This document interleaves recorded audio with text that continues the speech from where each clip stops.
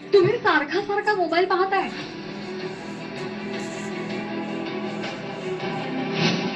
तुम्हाला असू शकतो हा गंभीर आजार. तुम्ही मित्रांसोबत बसला आहात आणि अचानक तुम्हाला मोबाईल रिंग वाजल्याचा भास होतोय. तुम्ही चालत आहात आणि खिशात मोबाईल व्हायब्रेट झाल्यासारखा वाटतो आणि तुम्ही मोबाईल काढून पाहता, पण मोबाईलवर ना कॉल आलेला असतो ना मेसेज. हे सगळं तुमच्यासोबत घडत असेल तर सावधान, कारण हे फॅन्टम व्हायब्रेशन सिंड्रोम या गंभीर मानसिक आजाराचं लक्षण असल्याचा दावा तज्ज्ञांनी केलाय.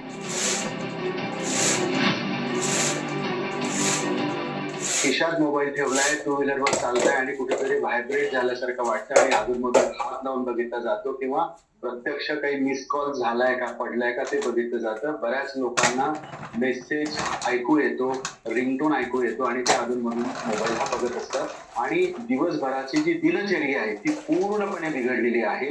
ही बिघडलेली दिनचर्यामुळे FES हा आजार वाढताना दिसतोय.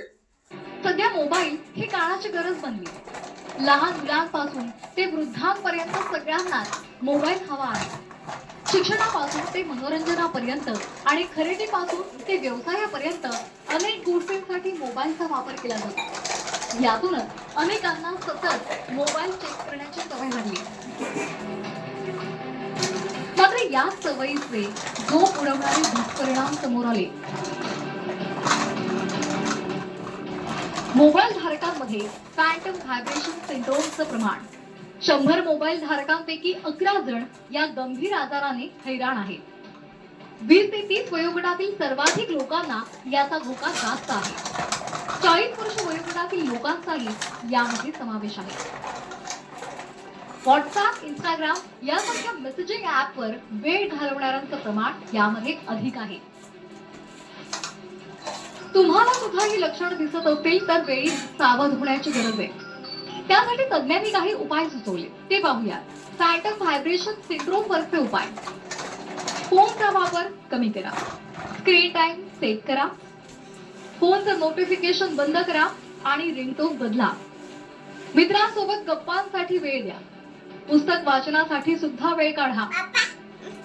खूप तीव्र लक्षणं असतील तर मानसोपचार तज्ज्ञांचा सल्ला घ्या. मोबाईल ही काळाची गरज असली तरी स्वतःच्या मानसिक आणि शारीरिक आरोग्यासाठी फोनचा अतिवापर हा टाळायलाच हवा. ब्युरो रिपोर्ट, साम टीव्ही न्यूज, मुंबई.